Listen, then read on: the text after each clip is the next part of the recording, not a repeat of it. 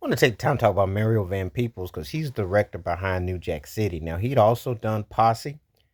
He was actually doing some very strong movies that was social commentary. He doesn't get his due.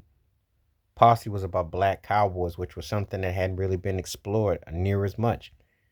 He did Panther, which had mixed reviews. He definitely was trying to do some things differently. His father was the groundbreaking Melvin Van Peebles.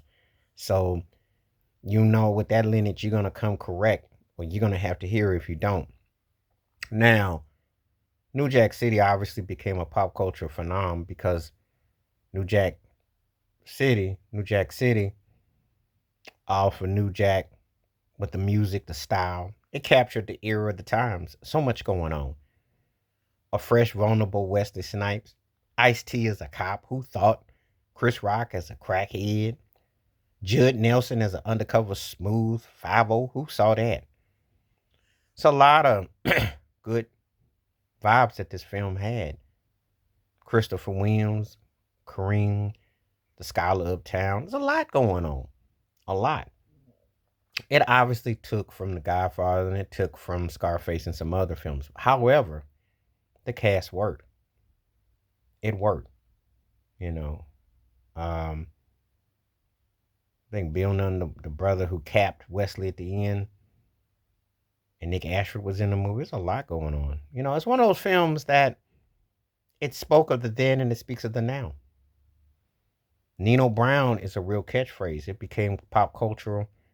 That was the peak of the powers of Wesley Snipes as an actor. But Mario Van Peebles doesn't get his due for the filmography that he's brought to light.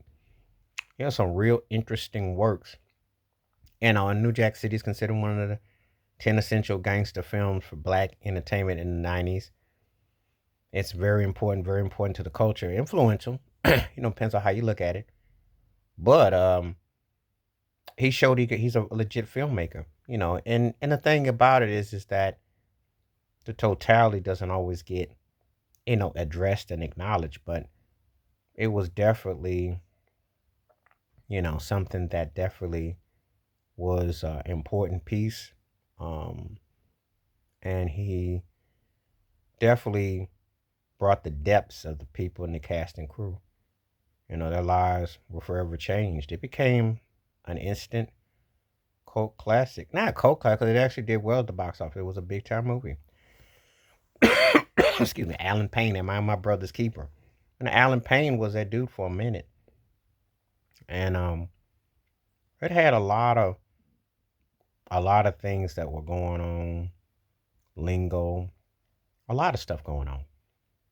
A lot of stuff that you could definitely relate to and feel what was happening. So it was a really strong movie. And Mario doesn't usually get his name mentioned with the likes of Spike Lee and John Singleton and the Hewley Hewley brothers and others, but he definitely belongs in the conversation.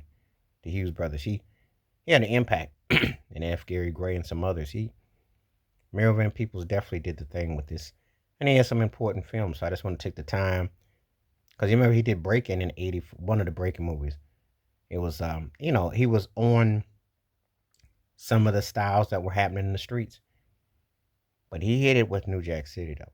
So just want to give Mario Van Peebles his due as a filmmaker because it never comes up when people talk about some of the most important African American filmmakers. So anyway, tell me what you think. Please like, subscribe, welcome thoughts, comments, and I do respond. Thank you. Wash your hands, keep your mind clear, watch out for another.